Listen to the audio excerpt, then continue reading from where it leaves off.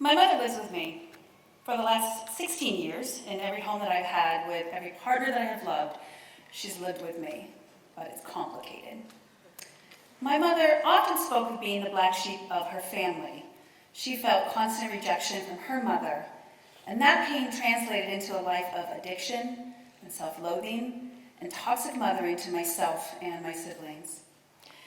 When my mother was 18, she gave birth to my oldest sister, but in 1973, my mother's parental rights were removed by the state, and my sister was placed for adoption. I was born a year later, and after me, my mother would have 3 more children. I distinctly remember 5 times that I lived with my mother when I was a child. Most of my childhood was spent in and out of foster homes where I endured additional physical, emotional, and sexual abuse. When I was 13 and living in a foster home, I met a 20-year-old man, and within a year, I had given birth to my first child, and we were married. I was 14 when I gave birth to my first child, 15 when I had my second, and 19 when I had my third. After I got married, my mother lost custody of my siblings, and she was ruled an unfit mother.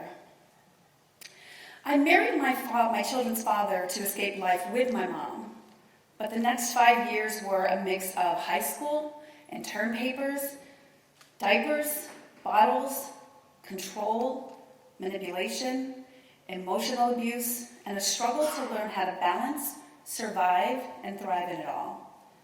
And despite taking excellent care of my children, my ex-husband beat me down and convinced me that I was a horrible mother, that I was unfit, and that he would take my children should I ever leave him.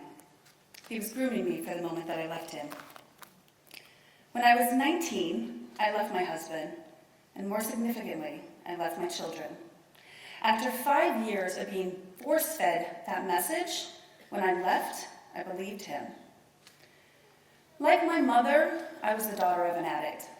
And like her, I was forced to figure life out on my own. Like her, I would abandon my children. And like my mother, I would carry significant guilt about how I mothered my children. I did a really good job of convincing myself that leaving them was for the best. I can blame him for this, but in the end, I could not heal what I would not admit. That I wasn't brave enough to face their father or his family and fight for my children.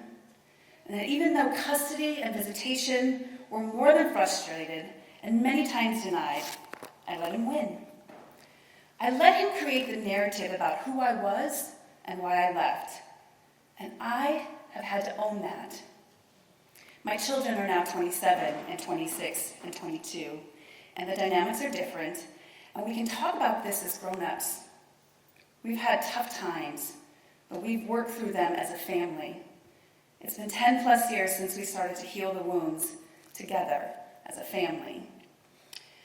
It takes generations for dysfunction to become mitochondrial and anchor itself in our DNA. It can also take generations to heal. And that is why it can be so hard to change our patterns. It takes persistence and patience, personal conviction, and a deep desire to love in spite of.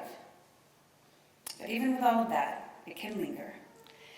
It lingers in memories and battles with mom guilt and daughter pain. It lingers in recipes and stories of raising hamsters and holidays at Nana's house. It wasn't all bad, but it all still lingers. She was my mom. It was meant to linger. I share this story out there for the women who still have lingering stuff. And I'm resisting the desire to wrap this up in a neat, pretty little bow, because sometimes our mess needs to be left untied. And sometimes our most powerful stories come from the middle of all of it. And sometimes our calm is ushered in by the sharing of our frailty and our imperfection. And I also write this for the women in the middle of their storm. For the women to know, who need to know that in all of their imperfections, there is beauty in their mess. That it's okay to sit in it. Sometimes we need to sit in our mess so that we can feel it and digest it, understand it, so that we can shed the pain to make room for the memory and for the lesson. My mother lives with me. She is the constant reminder that I have to show up better. She is also my constant reminder that I am okay. She wants me to know that.